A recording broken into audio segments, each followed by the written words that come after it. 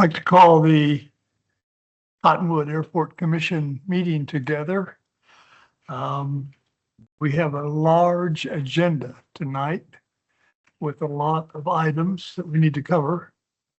I unfortunately made a copy of all of them and kind of smoked my copy machine up a little bit.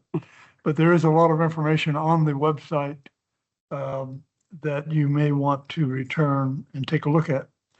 But let's go ahead and stand and do a pledge of allegiance.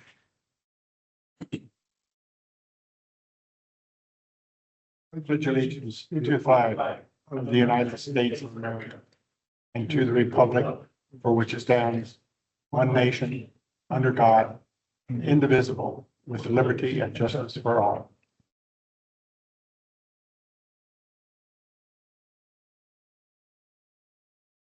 Thank you all for coming. We do not have the March 4th minutes to present. They're being worked on still, and so they will be reviewed at the April meeting. We'll go ahead and move through. This is my first time as chair of the group, so please bear with me. I think we'll stagger through this, but Chairman, I want a lot of discussion. we can do roll call. Roll call. Mhm. Sorry. Oh, no, you're fine. So Vice Chairman Baird, Present. Commissioner Sutton, Present. Chairman Wade. Present. Okay. I think we'll move to call to the public. If there's anybody who wants to come up and speak on any topic that's not on the agenda, the commission cannot respond at this point in time, but you're welcome to do that. It's important to note for all of you, though, if you would complete one of these forms, if you would like to speak. We really need to document everybody's information for the minutes. And there are about 4 people, but I believe each of you are going to be speaking on an agenda item when an agenda item comes up. If there's anybody else who's interested in speaking at this time, please come forward, but otherwise we'll move forward in the agenda.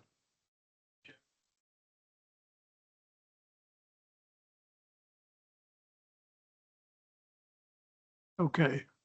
Yeah, we are lacking a couple of commissioners, and hopefully we'll get applications for these seats. Let's go ahead and move to the airport manager's report. Well, I called to the public, and I believe all the documents I've received are specific to items.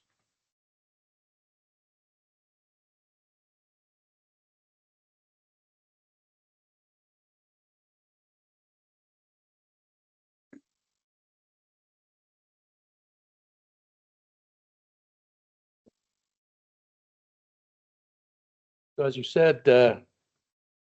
Chair, there is no approval of minutes. We will do that next month.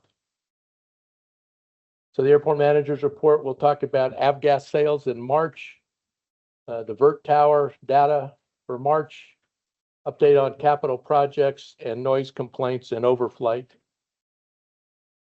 So in March, we sold 2,798 gallons.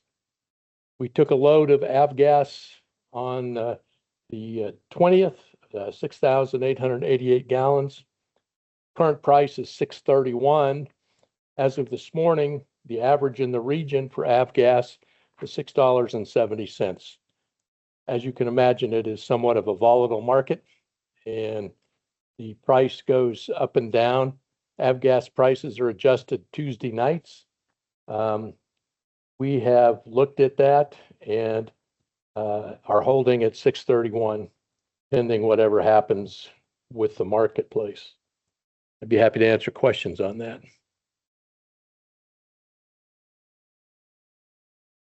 Are there any questions on fuel, the price of fuel? You all should be fortunate you're driving automobiles and not flying airplanes. All right, we'll move on. So the ops count for March was 7,860. That's 4.8% through this month, the end of March, higher than it was last year. And it's 911 more operations this year than the same time last year. And I'll be happy to answer questions about that. Okay. Proceed.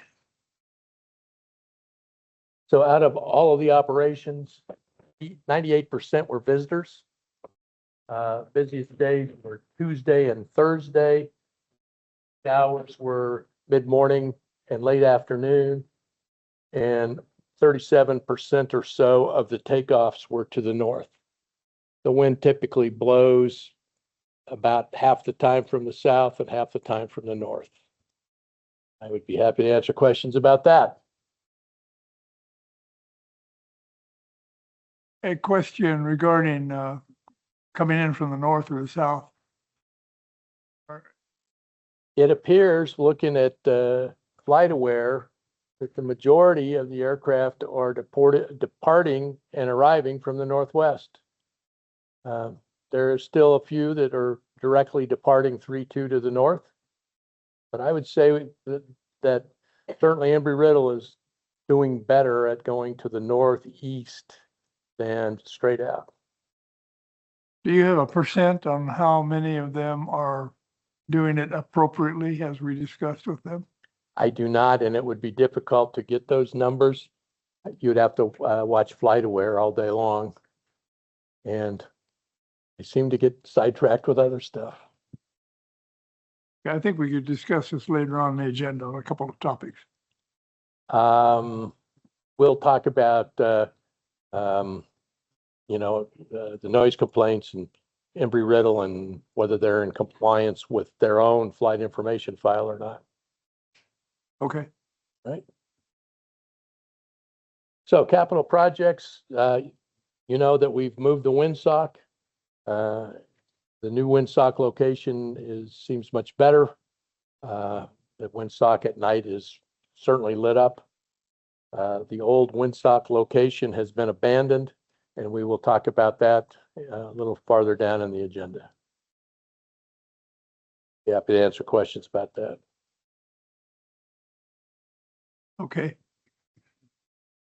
So we're waiting for Rural Electric to start the replacement of the PAPIs and the reels, precision approach path indicators, runway end identifier lights, and signage.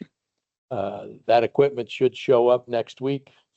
The schedule is they will start next Monday and be done in 4 weeks. And this was two grants from ADOT with the city's match being $69,000. So that'll be good to have that equipment back in place and new guidance signs. Okay. If anybody has any questions on these items, you certainly are welcome to make them. Can you come up to and fill out a form, Laura? Laura Jones, Town of Clerkdale. I'm just curious about AWAS because it seems to be down, and it's down right now. The consistency of the weather system that tells you wind direction at the airport has been down pretty much all week, and it's down right now. I just double checked. So I just didn't know if there's something that can be done to make sure it's more consistently online. Do you have a response to that? I do. It goes off fairly regularly, and you have to turn it off and turn it back on. This is the first I've heard that it's been off. Normally, Mr. Potter, who is our ops and maintenance technician, checks it every day. He's been out for the last couple of days, had some medical issues, and I will check it tomorrow morning. Is it necessary for you to get the company that sold that to us to check it? We can certainly ask the company that maintains it for us if there's something their technician can do to make it more reliable. Frankly, the company that maintains it is, if they send the technician out, it's $2,200. It was a very expensive piece of equipment, as you know. It is a very expensive and very delicate. So if Mr. Potter's not in tomorrow, I'll recycle it and hope for the best. Okay. Dibble Engineering is our on-call engineering firm. We have a grant for them to do the engineering design work to remove obstructions on the airfield. I need to get that proposal for their engineering work to the city council for their approval. We have the money. I just need the authority from the council to spend that money.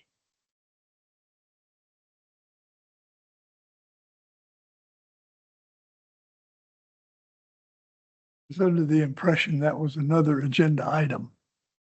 Well, when we get to the old Windsock Hill, we will talk about the fact that Dibble is going to do the engineering design work to come up with an engineered plan that we can get a grant for to have that hill removed.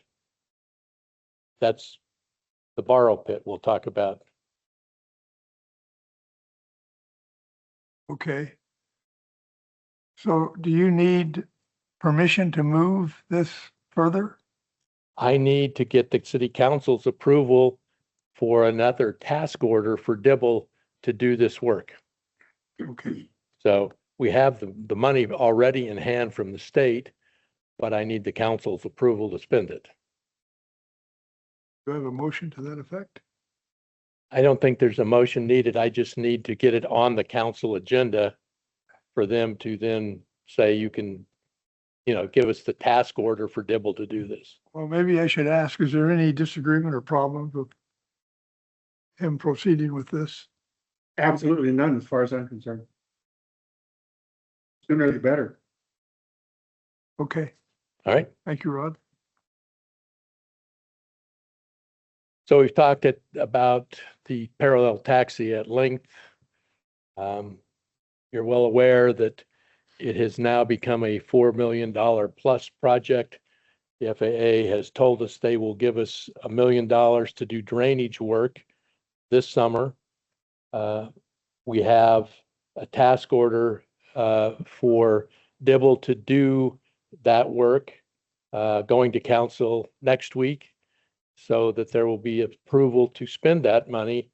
And it will be probably the first phase of this taxiway reconstruction. It's a big deal. I mean, it's a full length reconstruction. It's adding it all the way from midfield down to the north end, eliminating cross taxi lane connectors, so you can't taxi directly from the ramp to the runway. And it's not just repaving, it's a reconstruction, new base, new subgrade. And as I said before, it's going to go from 50 feet wide to 35. More to follow on that. Okay,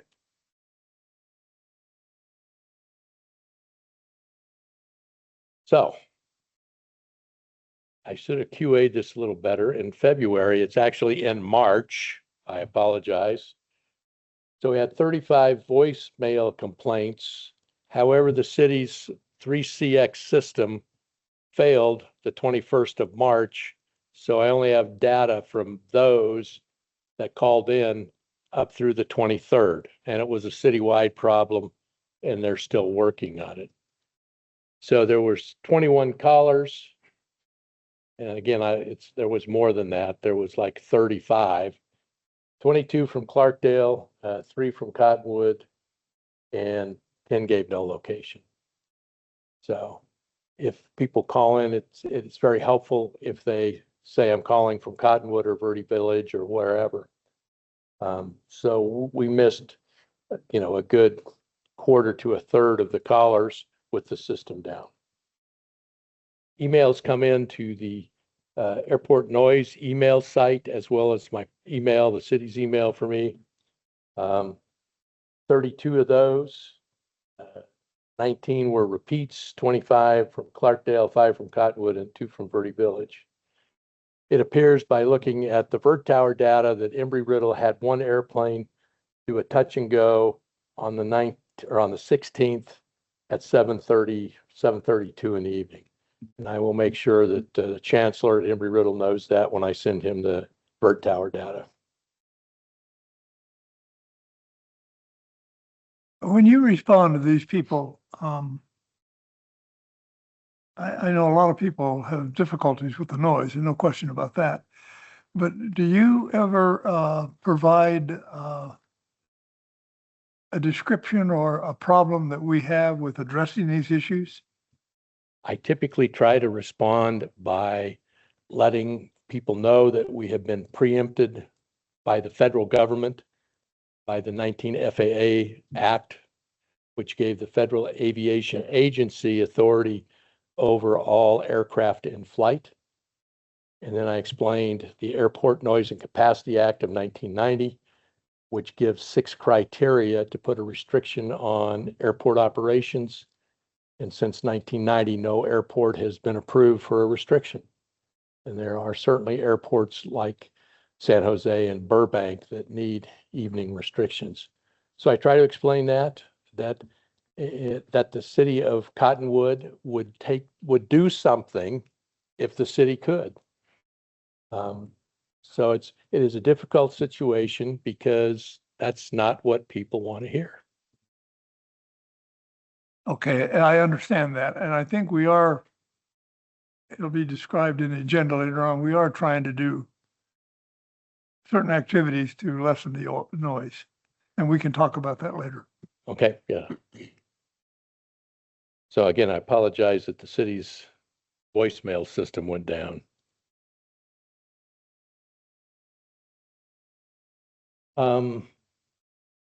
At your last meeting, Kaufman Associates was here. They presented the traffic pattern and runway use analysis. I want to make it very clear that was not a Part 150 study. It had nothing to do with prescribing procedures, standards, or methodology for the development of noise abatement or noise exposure maps. It was simply, we paid them to do the traffic pattern analysis and to look at the calm wind runway. And that's what they did. The commission was presented that data at your last meeting. There was essentially 5 recommendations they made. They did not recommend changing the chart supplement, but I'm going to recommend to you that the chart supplement be modified to eliminate extraneous language like parachute jumping and glider operations, which we don't do. Has language in there that says certain things are not authorized. City of Cottonwood has no authority to say what's authorized and what's not authorized. They have authority to request. So I would change not authorized to discouraged.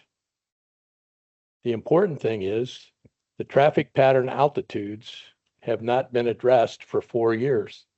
And I would recommend we leave those alone, which they are for single engine aircraft, 800 feet AGL, twin aircraft, 1,000 feet AGL, turbine aircraft, 1,500 feet AGL. And I would get rid of the climate VY until you get to 1,000 feet before you make a turn. We're not in the business of telling pilots how to fly their airplanes. I'd be happy to answer questions. There are 4 people, I believe, that want to speak regarding runway use analysis, which I know is within the purpose of this anyway. And so I think we should let those individuals also ask questions. Sure. Maybe we could start with Jeff Rose.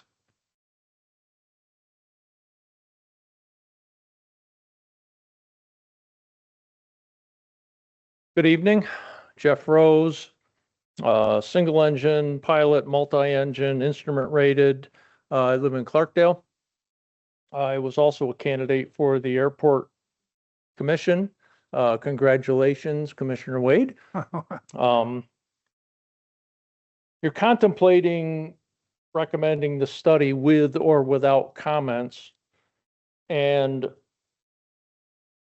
if I was a member of the commission, I'd kind of be embarrassed to recommend that study without comments.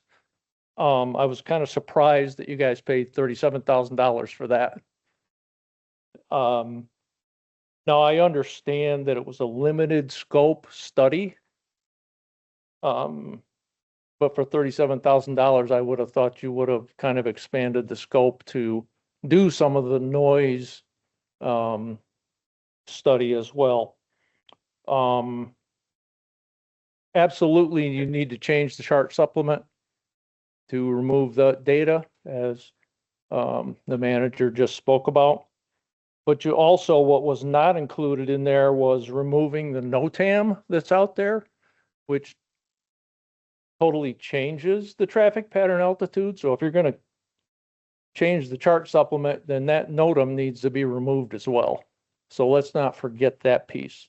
And I guess I disagree with Mr. Probst in terms of not telling people how to fly, because a lot of other airports do make recommendations. You certainly can't tell people how to fly, but you certainly can make recommendations, and a whole lot of airports do that. So, thank you. Thank you. The mayor of Clarkdale. Robin.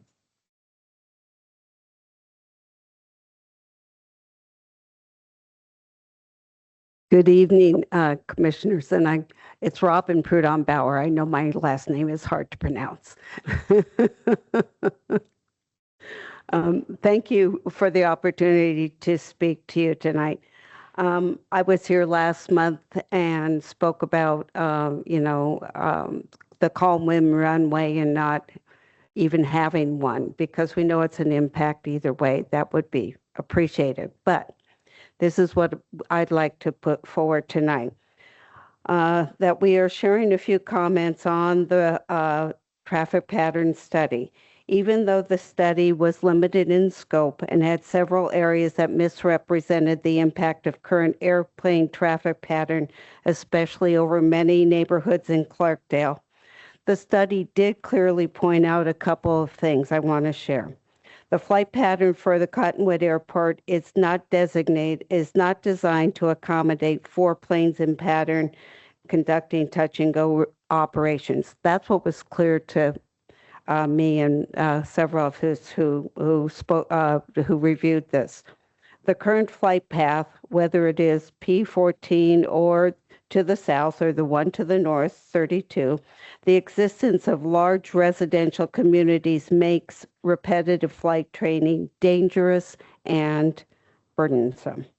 And because airplane safety is a high priority, and we hear this all the time, including from us, including from Embry-Riddle, including from other air pilots, the stipulation of 4 planes in pattern has in many situations required stretching that pattern from what Embry-Riddle is using, which is 750 AGL to 1,000 AGL.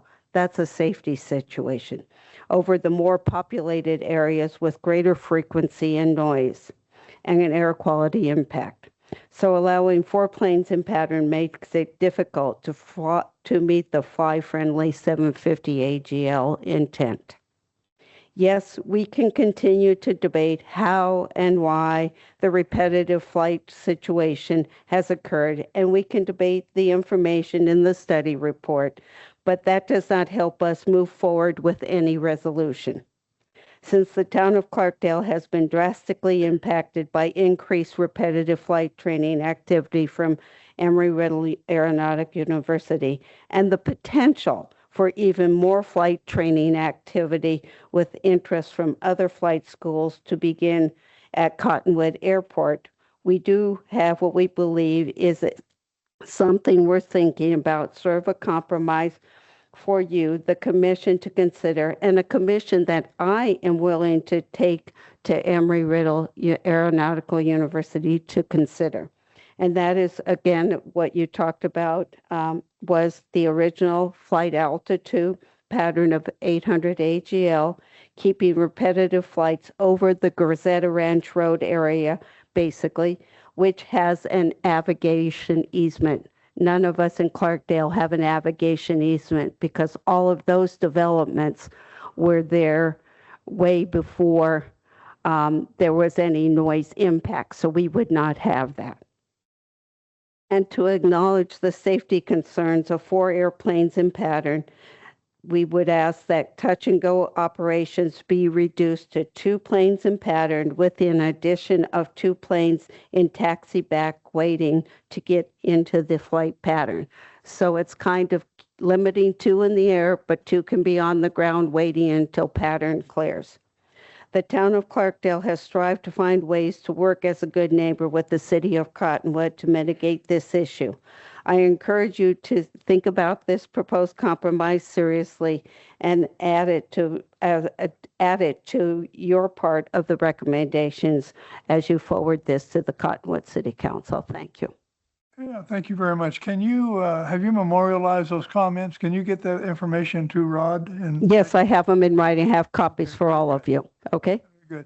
One thing before you step down, let me emphasize to you Pardon me? my strong recommendation regarding Clarkdale Mm-hmm. is that, and I really believe it would resolve a lot of problems if we can obtain Embry-Riddle to adhere to flying out east of Clarkdale Mm-hmm. as soon as possible when they're exiting and when they're entering Cottonwood. Correct. And I think that, I think it would eliminate a lot of the noise problems with aircraft going right over the direct. And I understand that clearly if we could, but remember, and this has been said in my estimation, and I'm just saying reacting, I would love to see that. But as we know, pilots have safety considerations in flying. They are the ones flying. And if they feel it is in a safety issue, they fly out the 1000 AGL, and that goes right over Clarkdale. So yes, it would be great, but we know that can't always happen, and we believe 4 planes in pattern causes that situation to happen more often than if you limit the number of planes in pattern. I understand that, and I think that's one of the things that I've talked to the airport manager about is that we need to continually work with Embry-Riddle. Sure, regarding absolutely. Flying that pattern and doing an early turnout. Right. But Okay, I think we have to also understand that we're going to have more flight training operations possibly here at this airport. So it doesn't, to me, it just continues to add more and more into our air space. Okay? thank you. You're welcome.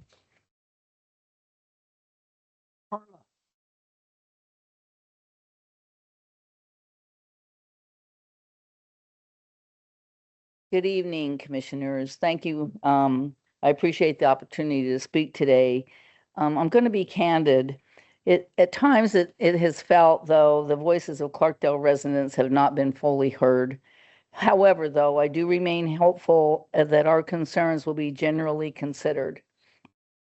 The engineering firm that completed the data from the traffic pattern runway study conducted the work without consulting a single Clarkdale resident, business owner, or member of the town's leadership, including the council, mayor, or town manager. Instead, the study relied primarily on input from Embry-Riddle University and 2 pilots from Cottonwood. At no point were the residents most directly impacted, those of us in Clarkdale, engaged in the process.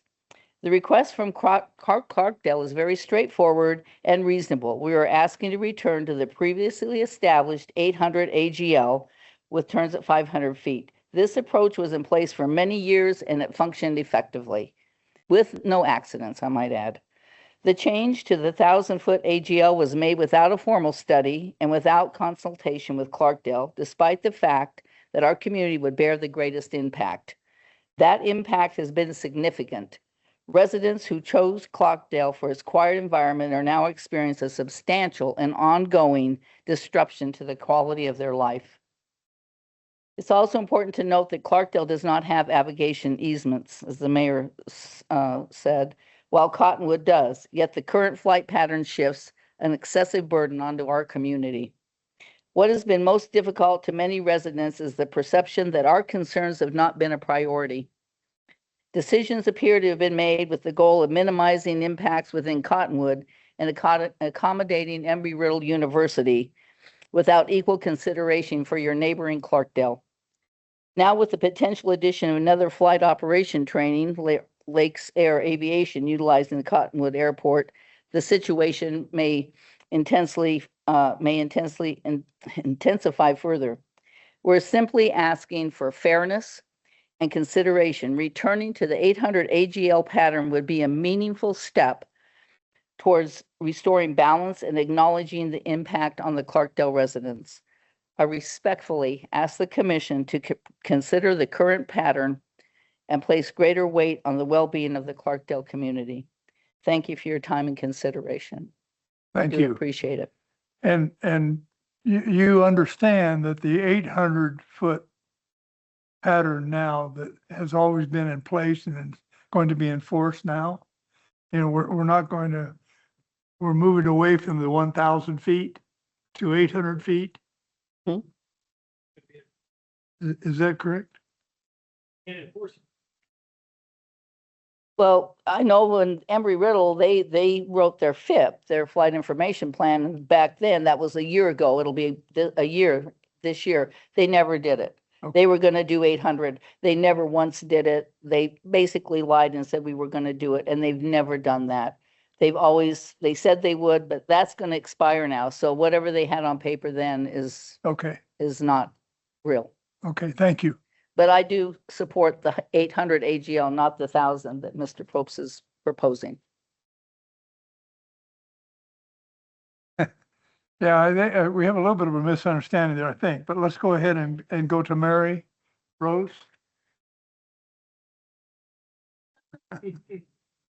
And if we could try to hold it to 3 minutes, I want you to be able to talk a lot, but we can't.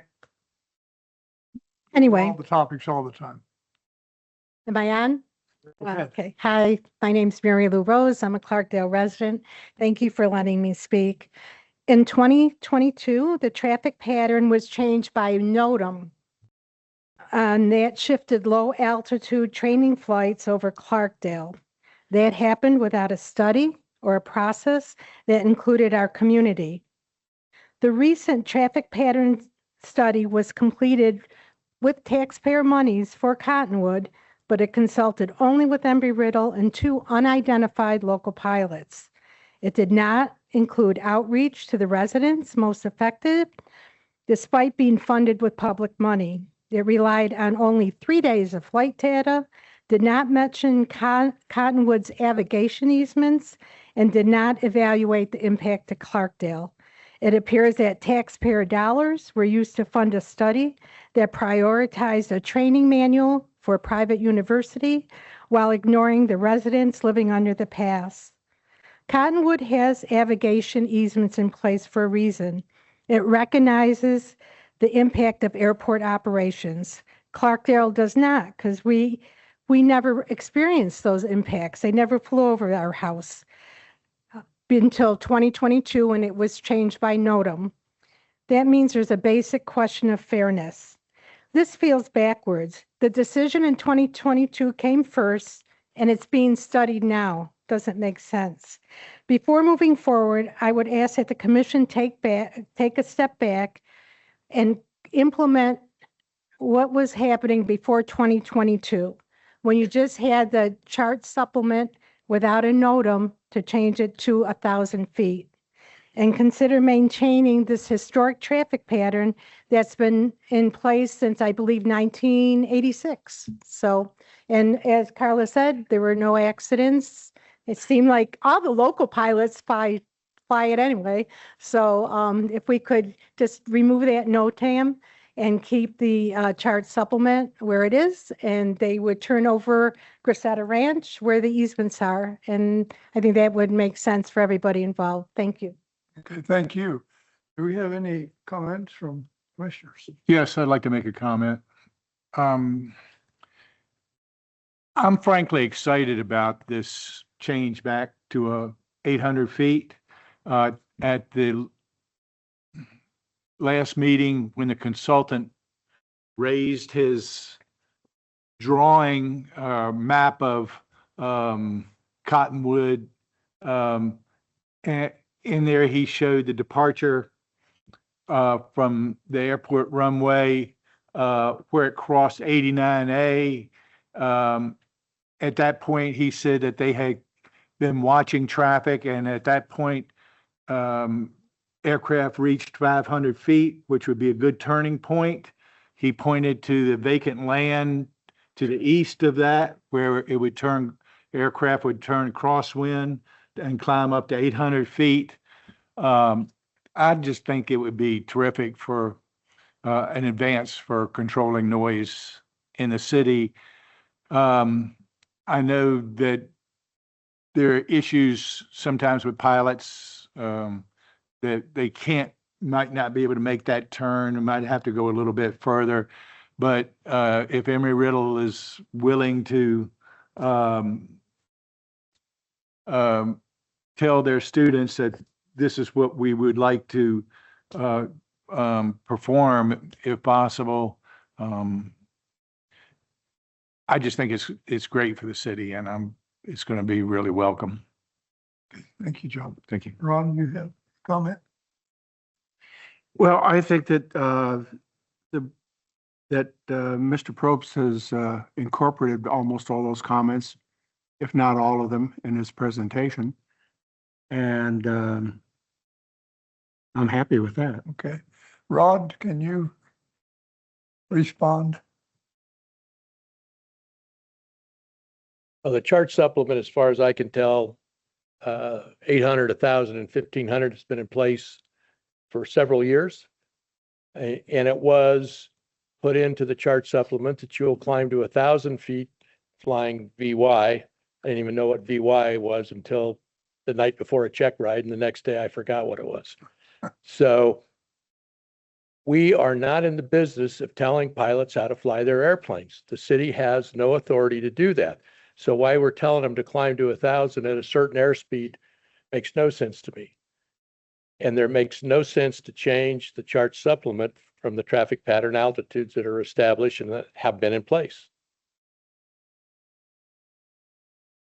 Okay. The topic, of course, that everybody's talking about right now is a hot topic, naturally, from the patterns and the whole noise issue. And I think probably my recommendation on this, it's kind of a closing on this comment, is we should probably meet more with Embry-Riddle. And we need to talk to them a lot more about adhering to our recommendations. They may not have to do it, but if they want to be a good partner, they should be doing it. I believe their current flight information file depicts arriving and departing the very way that you drew out on a map that I gave to the chancellor. And as was mentioned earlier, sometimes they're not able to do that. But the recommendation that they're telling their instructors and their students is to fly north of the stacks, go east, and enter the pattern that way, and to depart the same way. I think they're doing a better job of that. Are they still flying over Clarkdale? Yes, they are. Are they going to 1,000 feet? Yep. I think once we get the council's approval on this, we will put out all kinds of information, social media, issue NOTAMs to reinforce the fact that the pattern altitudes are 800, 1,000, and 1,500 feet. Okay. Thank you. Do I have any objection of going ahead and proceeding with the council? As a I move- recommendation? I'll make the motion that the recommendations relative to the Cottonwood Airport traffic pattern runway use analysis be forwarded to the city of Cottonwood Council for its review and approval. Before I second that, I'd like to ask a question of the airport manager. Is there a way to reduce the training aircraft in the pattern from 4 to 3? How can we do that? We can certainly encourage that. We could encourage no more than 2, but you can't demand it. You can't enforce it. There could be 8 in the pattern, and the city can't do anything about that. Okay, so I'd like to add to what Ron has said, that we try to encourage training aircraft in the pattern to be limited to maximum of 3. Okay. You have a second? Second, on that? a second. Should have a second before discussion. Is there any further questions on that? I see none. All in favor? Aye. Aye. Okay. Very well, we'll move on. Thank you, Rod. Second item.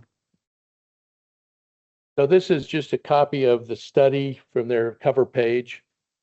And this is the chart supplement, and you can't see it very well, but it says things about gliders and parachutes. Got that climb to 1,000 feet at VY. Says that repetitive flight training is not authorized between certain times. And again, I'm going to recommend we change authorized to either encouraged or discouraged between certain times, because we have no authority to authorize who's in the pattern or not. I think this will make the chart supplement a better document.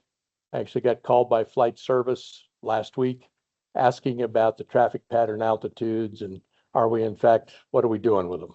So I think this is a positive step forward, and I think your recommendations to council will be well received. All right, let's talk about the infamous gravel sorting operation.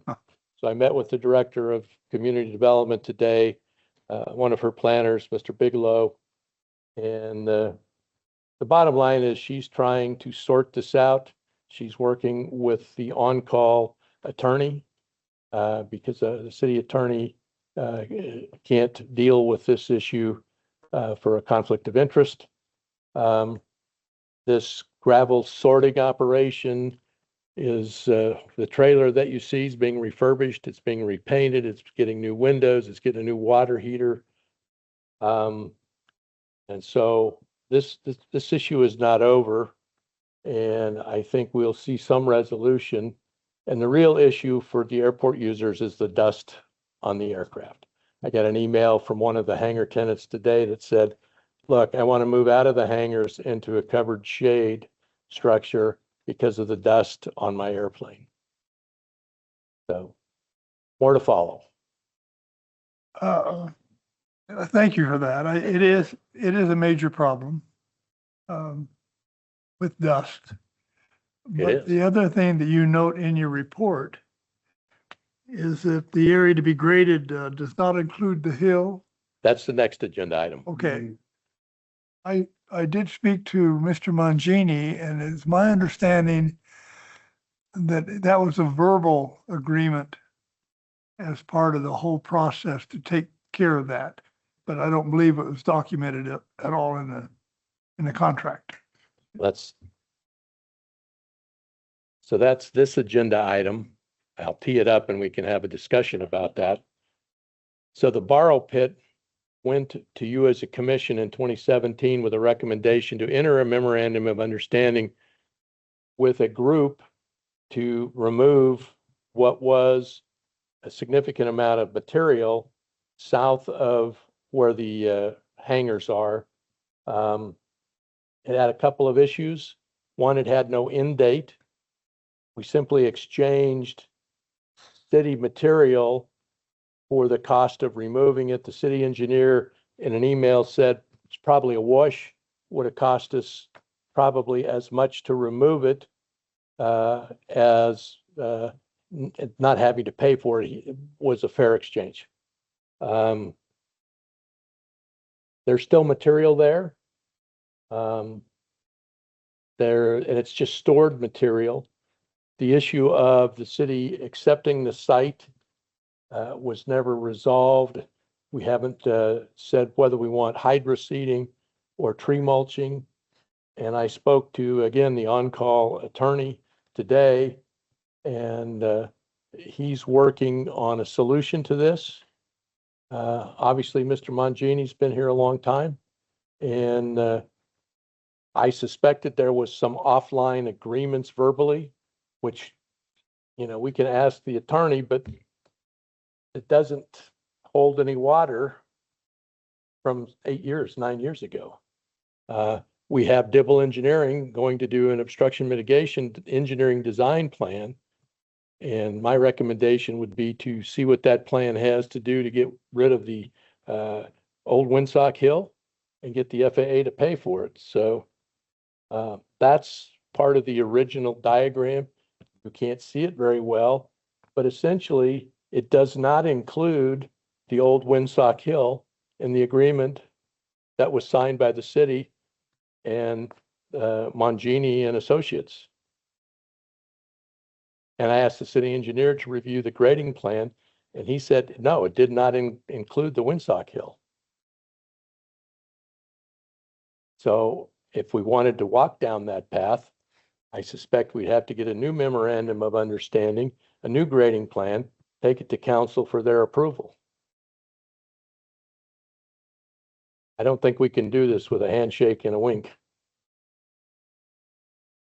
I agree. The question that I have for you on that process is, rather than asking the federal government to pay for the removal of that hill, could it be a closing agreement with Mongini or whoever's responsible to, as part of bringing the land back to normal, to level it? Right now, it's in poor shape. And it's going to require a lot of work, whoever's leaving. And so is there some kind of way that we legally can get with the attorney and those members and try to get it back on track to get completed? You're asking an airport guy for legal advice. Maybe we ought to ask the attorney.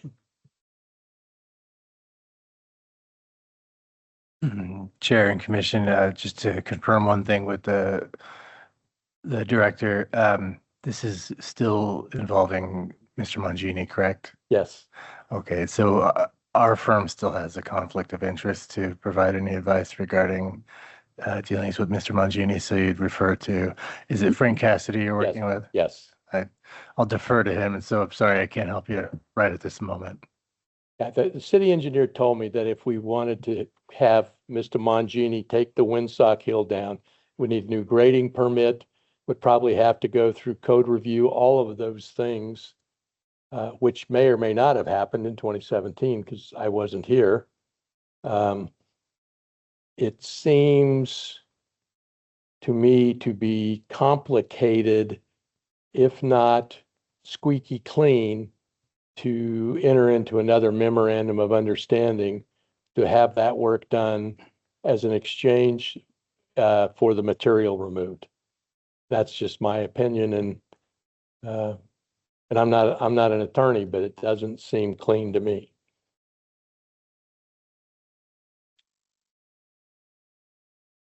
Well, it just doesn't seem like there's a lot of common sense going on as far as trying to restore it to what was originally planned.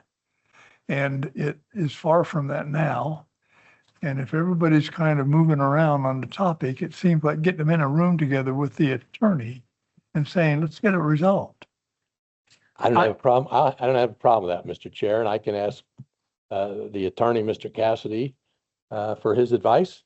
You know, it just seems, you know, after all the years that we've been waiting, I had some pictures, I didn't include them here, but there's still significant material left in there that's simply being stored there because it's convenient for them. Yeah, you're right. I totally agree with what Chairman Wade has said about this. I think that looking at the original memorandum of understanding, that there could be some legal reasons or some legal basis upon which an agreement can be reached to solve the issue. It also seems to me that unless the issue is solved, what the airport's going to end up with when that land's returned is a hole in the ground. Well, it Perhaps we certainly should isn't recommend it go to finished. council. Well, I would recommend that that you obtain the legal counsel and the parties involved and sit down and see if a solution can be negotiated. I can certainly do that. Okay. Very good. So this is another topic we've talked about in the past. You meet the first Wednesday of each month per the municipal code. That works out fine, except when the first Wednesday is also the first of the month. So like today. And it became a little more complicated when instead of getting my voicemail noise complaints, I couldn't open those up. So it might be more advantageous if you move your meeting to another Wednesday. And I think the clerk knows what dates are available as opposed to the first. Okay, very good. We have discussed this previously. Do I hear a recommendation or a motion to? I make a motion that we change the airport commission meeting dates to the third Wednesday of each month, provided that date is available. Can the clerk tell us here and now whether it is? The third Wednesdays? Yes, the third Wednesday is. Okay, so the meeting moved from the first Wednesday to the third Wednesday of each month, which would give the airport Absolutely. manager more time to develop reports and so forth. Do I hear a second to that motion?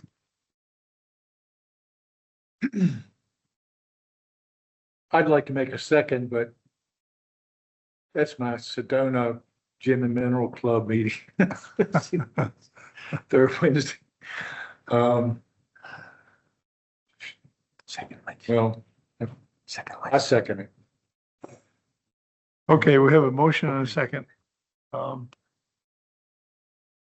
move the meeting to the third Wednesday.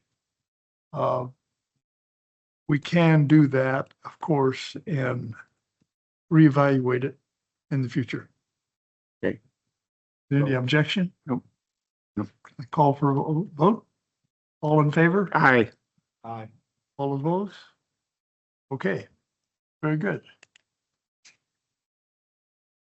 Under new business, New business, the chair asked for a briefing on the private helicopter operating facility being developed on 7.5 acres between the airport and Happy Jack.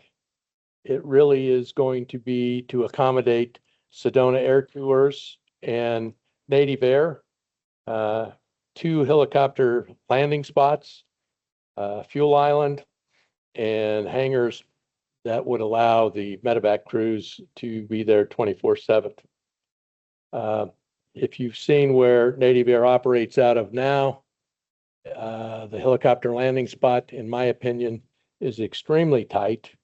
And although I have not been in the EAA building, it's probably not the same standard that most EMS operators are housed in during their shift. These are the renderings. So you can see it is a little bit south of Mengus and east of Happy Jack and next to the detention pond. So they've been through code review. They have permits for grading. My understanding is they'd like to modify their grading permit so they could grade and put the 2 helicopter landing and takeoff spots in and then build the buildings. This is on property in the 100-year lease.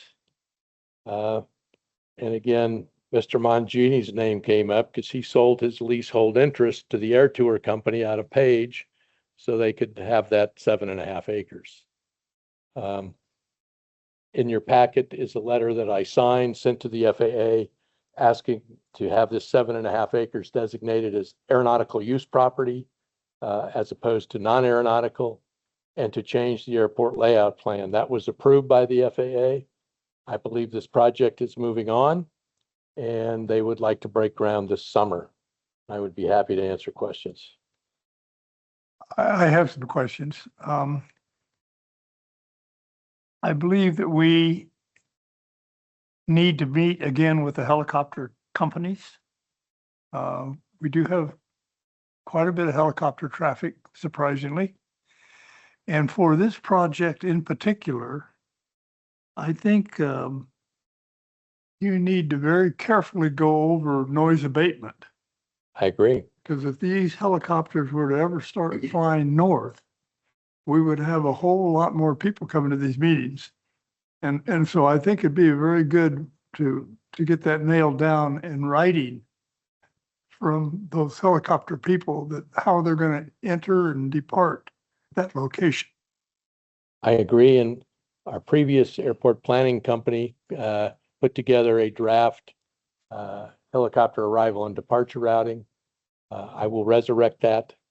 The Native Air folks are in fact flying on the west side of the field now, arriving and departing.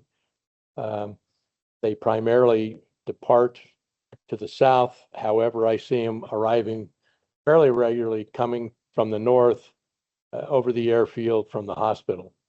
What I don't know is the air tour company, when they get a air tour helicopter, how they intend to arrive and depart. And I will have that conversation with them. It's important to keep them separate from Embry-Riddle. Absolutely. And Embry-Riddle needs to be aware of what's going on with that helicopter company. And when you look at the vert tower data, most of this helicopter activity, if it's not during the day, it's at midnight or 2 a.m, departing and arriving back from the hospital. Okay. Is there any comment on this? No. Yes, I've got multiple screenshots of the helicopter flying over my house at 12 o'clock and 2 o'clock in the morning. We had a meeting with the operators, helicopter operators, I guess about 2 years ago, and we had an agreement that way that they would fly in and try to avoid housing. But I think that's been forgotten. I propose that we have a meeting with all the helicopter operators at one time and try to get them to propose a way to limit noise by flying in certain routes. Like if you're coming in from the north, fly down directly down 89A or something like that, or to the west side. And the other question I had was on this facility for the helicopter operators.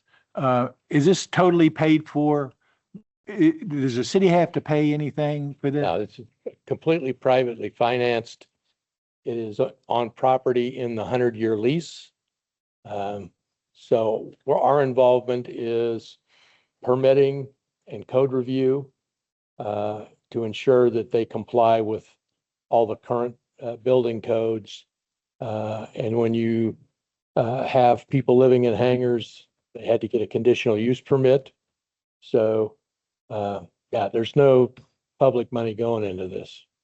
That sounds like a win-win. Thank you. Very good. Thank you, Ron. Yes, sir. So under new business, the chair asked about an airport event. We did one back in 2021. I was not here. As I understand, it didn't go quite as advertised. But airports events are very popular. And for the past 30 years, I've done airport days and those kinds of things and participated in organizing the biggest air show on the West Coast for the Marines at El Toro. It gives people a different view when they can come inside the fence and see what goes on and get static displays from the medevac people, maybe some military stuff that can, by that I would mean helicopters, that could come to the airfield and discuss what they do. Most airport days incorporate a car show, although most airport people don't want cars during an airport day, but brings a diversified crowd. I would recommend a one-day event starting at 8, finishing at 4. Takes about a year to plan these things. When you start figuring out all of the logistics to include, first aid and porta potties and all of those things. And I put $2,500 in the budget for next year for an airport day event. So I will tell you that Mr. Potter and I and Mr. Bigelow can't do this alone. Do you have any thoughts on this, commissioners? I want to help. I'm absolutely in favor of it. I think it builds a better understanding of the community as regards aviation. I think that it would be I think it's a good idea. I think though that we need to involve the city a lot more in helping with planning and developing something like this. And I think we need to also make sure that it's a non-flying event. So we don't have a bunch of airplanes flying around. As little as we can, right? We need to manage that. Well, we would certainly reach out to Embry-Riddle on the day this event is going to occur and say, we can't tell you not to come, but don't come. And we would issue a note to him that says there will be no transient parking available. I'm pretty sure the airport district office in Phoenix will not allow us to shut the airport down, but you can make it unfriendly for folks to come and go, other than folks that are going to be in the static displays. Okay. Well, thank you. Sir, I had looked at this 2 years ago about having airport day before you arrived, Rod. And the biggest obstacle that I was looking at was parking for,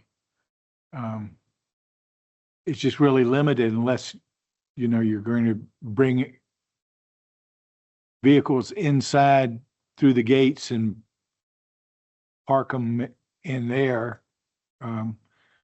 part of the logistics plan has got to be a parking plan. And as the chair said, if we need to involve Cottonwood area transit and do shuttles from somewhere else, we can certainly do that.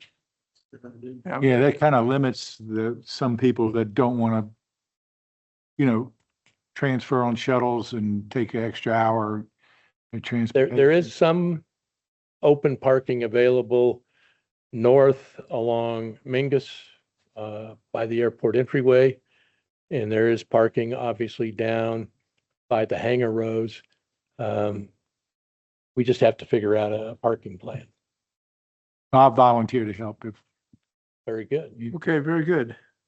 Let's move into discussion items. We have a request from Lakes Aviation. They have facilities in Minnesota and Colorado. They would like to open a flight training facility at the Cottonwood Airport. And flight training is obviously a approved aeronautical activity by the FAA. Grant Assurance 22, which the city is bound to, says that we will make the airport facilities available for the public on a reasonable terms and without unjust discrimination. So they're not asking for anything that would bump up against FAA policy or the grant assurances. We would ask them to abide by all the current requested noise mitigation procedures that we have in place on the website. And they're here to answer your questions, and I think they have a little presentation. Gentlemen. So what do we have to do to get theirs up?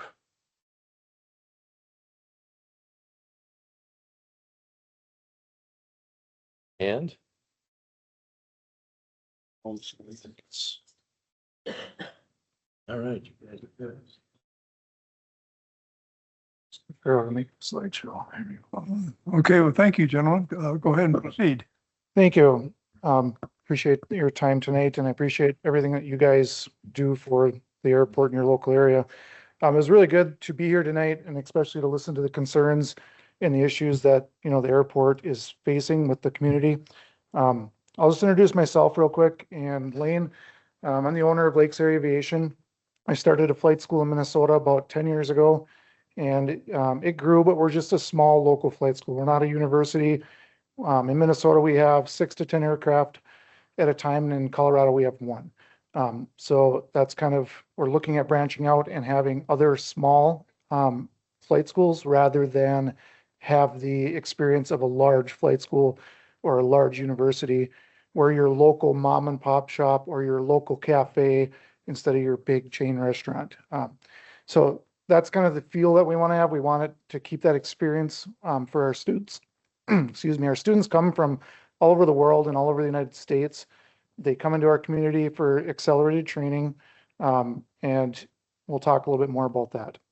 Lane would be the manager here at this location if approved and if we are able to operate here. So our history, again, we started off with just 1 aircraft. We grew to 10 aircraft in Minnesota. And like I said, we have 1 in Denver as well. We have local students. So that's one of the things that we would bring to the community, that if somebody that works at Walmart wants to become a pilot now, he or she could come to their local flight school and get those ratings, become a private pilot, get their instrument rating, and go off to the airlines if they chose to do so. Or they could just learn to be a pilot to fly recreationally and realize that dream. I've always thought that there's a large population of people that would love to become a pilot, but think that it's unattainable, either financially or that it's just too difficult. So I'm looking for a lot of those people that think that they can't afford it or think that they could never do it, and help them realize that dream. Talked about our 3 current locations right now, and Arizona would be the third proposed one. So we do accelerated training. When you talk about that, a lot of people will come to our school, even though they have a school in their hometown, but they want to get away from maybe their job or the distractions of family or whatever else there is at home. They want to come there and they want to focus on their training. Some people see this as a money grab, that, oh, you're doing accelerated training, you just want to get the most money in the least amount of time, and that's not what our goal is. Our goal is to keep it cost effective for the student.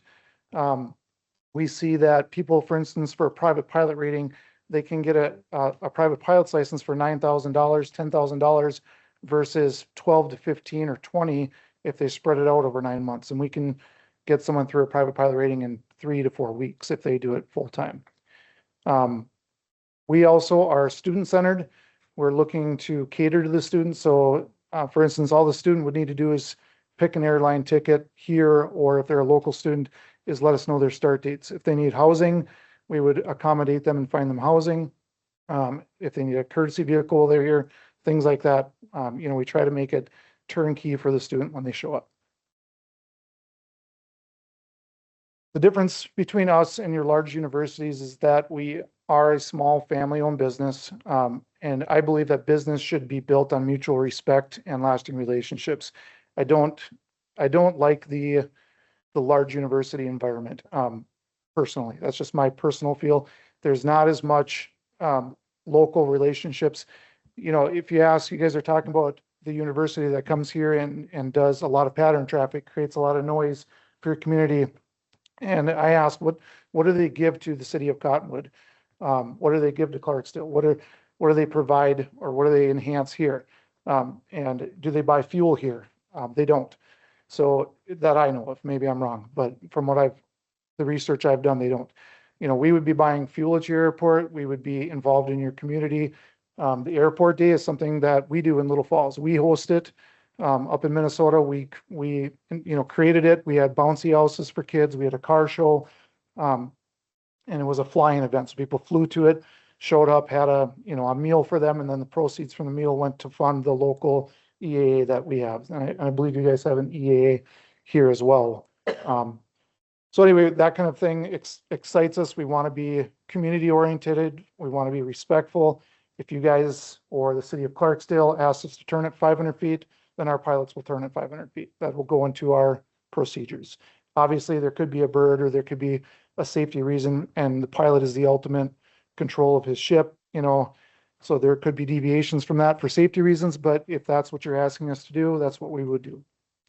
Again, we want to have this mutual respect and lasting relationships. Also, another comment, just listening to all the noise problems, is a lot of our flight training is for flight instructor. About 80% of our ratings are flight instructor ratings. So we're not beating up the pattern. We're not on a flight instructor check ride, you only need to make 1 or 2 landings. You already know how to be a pilot. You're already a proven commercial pilot. So we go out, we would leave the area, we'd go do our maneuvers in a practice area away from, the community where noise isn't a problem. And then we would come back and land and our lesson's over. So that 80 or 90% of our operations would be that. We're only looking to put 1 aircraft here, and I don't see that changing in the next 6 or 9 months. Maybe we'd add a second next year, something like that. But we're not looking to grow and add a ton of noise or a ton of problems to your community. In fact, my goal would be that you wouldn't notice we're here as far as noise, that we'd be respectful of that, and our pilots would avoid any problems with that. This is just up in Minnesota, this is our check rides in March and all the happy faces and the new licenses. So that's what we're trying to grow. The difference in our training program, I believe, is our attitude.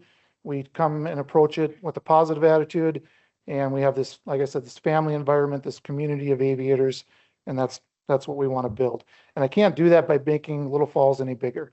I don't want to have 100 students that I don't know there. I'd rather have, 5 small locations across the country to keep that small, local, community-tied flight school.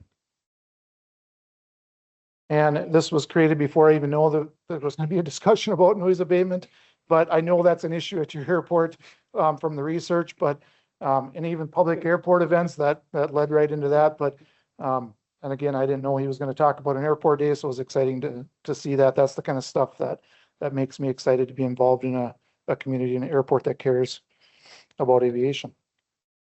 Do you have anything else to add on noise abatement? Discussing it earlier. Just basically the same. Like, I was sitting back listening to you guys and highly respect your concerns. I recently moved from Prescott over here. I live 3/4 of a mile from the airport. I understand what a nuisance it is, but they're constantly coming in. So as the flight instructor here, it's important to me to avoid you guys. We're not going to be doing, coming around. I understand. I track their flights too. Embry-Riddle's constantly flying right over you guys to go back to Prescott. We're not going to be doing that. We plan to go south, southeast. We'll stay to the east, away from your guys' community. We have no problems, like he said. If you guys asking us to turn out, we'll turn out, depart from Crosswind, and avoid that from you guys. I'll just open up for any questions from or community. Do we have any questions? Frankly, I like the presentation. Yeah, our 5-year plan would be to grow to no more than 5 or 6 airplanes. That would be like the absolute max in my mind, especially if there is a noise problem. Or Chair, if I may. Chair? No questions? Well, I do think it's better that we at least keep the communication at the podium and not just back with the room. Okay. Could you go over your timeline one more time? When are you gonna? Yeah, so the Yeah. timeline, basically, I don't have a set plan. I would like to see it grow to where it's a sustainable flight school. I've seen that we've grown 20 or 30% a year. I don't know what's going to happen here. Denver didn't grow at all. It started out at 20 or 30 flight hours a month, and it stayed there for the year. We graduated maybe 16 people out of Denver, and I'm okay with that. I'm not trying to grow and make, like I said, a giant flight school. What I'd like to do is take an airport that doesn't have the opportunity for somebody to walk into their local FBO and say, hey, I'd like to get my private pilot's license. Who do I talk to? And there's no flight school available to them. So if we had 2, 3, or 4 airplanes in 5 years from now and, very limited flight training, that would be where I would see it peaking out at. I'm not looking to grow it beyond that. So. Did you say that the majority of a lot of your work is doing instruction for pilot training and? Correct. So a lot of the people that come to us they already have their private, their instrument, and their commercial. In fact, a lot of them come from 141 schools, as they're called, like Embry-Riddle or UVU out of Salt Lake City or, Utah, there's a lot of big universities that send their students that are already private instrument commercial, but they need a flight instructor rating, and they can come get that with us in 2 weeks versus spending an extra semester at their school doing that. And so those types of training, we're not beating up the pattern. Okay. That's about 80 to 90%. Would you ever consider an electric airplane for student pilots? I would, yep. And the technology, like Europe's done a better job than us pushing the regulations through on it, but there is the technology out there. If that technology was ever FAA approved to be able to start doing that, I would love to be one of the test people for that. I would gladly welcome that. And the big thing in aviation is the battery size, because most people in aviation transport, they're going a long distance. Well, for flight training, you're not up there for more than an hour and a half usually. Yeah. So electric does make sense for flight training, I think. Okay, well, thank you very much. Appreciate the Any other questions? presentation. Before you both step off, can you please, just for the record, give your names? Yep, I'll put it back up here real quick if that helps. Jacob Heffron. And Lane Bradley. I'd be happy to stay after if anybody has any questions from the group too. Okay, Thank you. thank you. Rod, did you want to talk about the Kaufman Associates? Yes.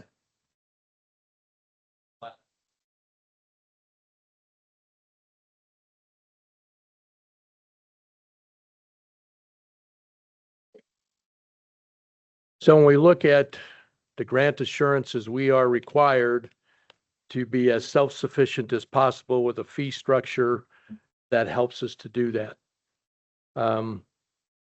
Clearly, the Cottonwood Airport is not an enterprise fund. It is a special revenue fund. Like most little airports, has to be the airport fund has to be backfilled from the general fund. So there was an in-house rates and charges study done in 2022 that the council approved and passed an ordinance on. So last month, the council heard a request for a task order for Kaufman and Associates to do a rate and charges study, which would include landing fees. And the council approved that and took nearly $40,000 of undesignated general fund balance to pay for that. So this is really more of a discussion item. There's no action from the commission, and Kaufman will start doing this. It is an interesting time to look at landing fees based on what happened at Falcon Field. And that issue is far from over between the lawsuits and the bill in Congress that says you cannot use ADS-B data to charge airport users. So without ADS-B, there's no way we could charge a landing fee. But that issue is far from resolved. And I think it's important for the city to look at that. We don't charge a fuel flowage fee because we are the fuel vendor. And as you saw, we sold nearly 3,000 gallons of avgas in March. We paid $1 more a gallon for the nearly 7,000 gallons we took in March than we did a month and a half before that. So fuel prices change every Tuesday on the national market.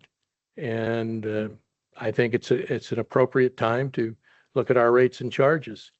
We have absolutely no control over the 100-year lease parcels, and the leases that are inside the fence some of them are 50-year leases, and their rates are locked into the lease. So we would look at, what do we charge for dirt if somebody wanted to come and lease dirt for a new hangar? What do we charge for overnight parking? What do we charge? We don't charge landing fees. Today we had a NetJets plane come in, weighed over 12,500 pounds. NetJets expects to pay a landing fee based on their certificated gross weight. So when we don't charge them anything, they're happy, and so are their passengers, because they just pass that fee on to the passengers. So I think this is a good thing, and Kaufman should start shortly. I'd be happy to answer questions. Once they get started, Rod, how long do you think it'd be before they can deliver its final product? Probably 6 months. Okay. What I would request you do with Kaufman is have an accountant do research on an accounting principle referred to as revenue underpricing. Basically, what it boils down to, when you're trying to put together a budget for the city of Cottonwood, the accounting process needs to understand that a lot of the Cottonwood Airport was given away for very little money and continues to receive very little money. And what it boils down to is there is a principle in the fact that when you construct a budget and an allocation on how you're going to bill and receive money, you need to take that into consideration from an accounting standpoint. If everybody over on the east side of the airport was paying an appropriate amount, it changed the budget substantially. And the same with the city public works. So I would like to see an accountant look into that. Well, we can certainly ask them to look at what fair market value would be for the non-aeronautical properties as opposed to what it is and will be until 2083. That's the concept. So if that non-aeronautical property was fair market value property, we wouldn't have any discussion about budgeting for the airport because we'd be the richest department in the whole city. Yes, that's correct. And but there's a lot of misunderstanding in the community over people saying that the airport costs a substantial amount of money. Well, it costs a substantial amount of money because they're not appropriate charges dating back to the early 80s. And so it's something that Kaufman should look at. We will certainly have them put, a statement in that understands that.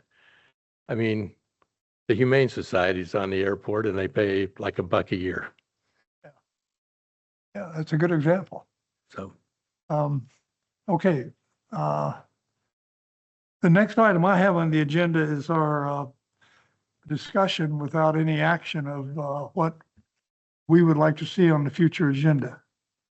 So do you people have recommendations for the April agenda or going forward? I think we need to continue to pursue whatever the situation with that gravel pit operation is, quite frankly.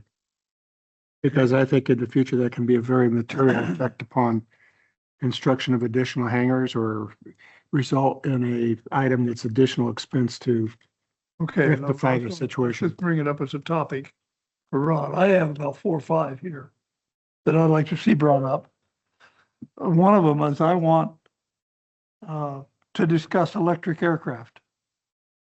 And I did research a little bit earlier today, and I see that Embry-Riddle has now partnered with a company that's developing electric aircraft. And they see a movement in the future to do that. A substantial amount of money they're investing in Florida with a brand new company and building a 500,000 cubic foot or a square foot hangar for electrical aircraft. Now, a very interesting article. And I'd like to see us get into that because quite frankly, I'd like to see us do something with that. The other thing is I would request that we invite or meet with the chief flight instructor of Embry-Riddle to talk to him about some of these issues that we've talked about. I'd like an update on the new Chino Valley Airport. It's been approved by the city of Chino Valley. They're building a new airport. Embry-Riddle, I believe, is building it. Be good to find out more on that.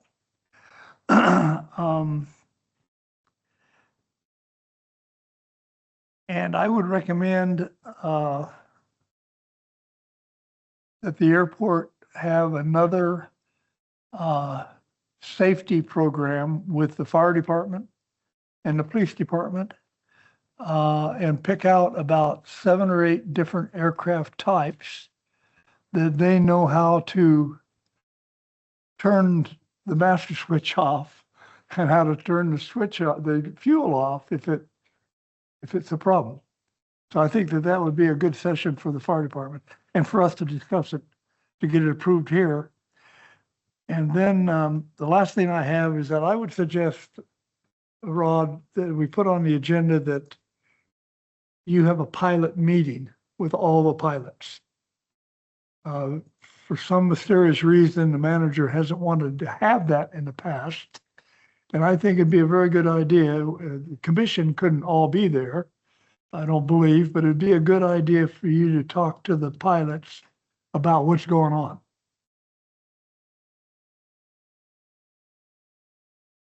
Okay, we can't talk about, but those are my items. Is there anything further? Yeah, I don't think so. move for adjournment. I move we adjourn the meeting. Second. Okay, motion to adjourn. All in favor, say aye. Aye. All opposed. Very good. Thank you very much, everybody. Appreciate it. We had a full agenda.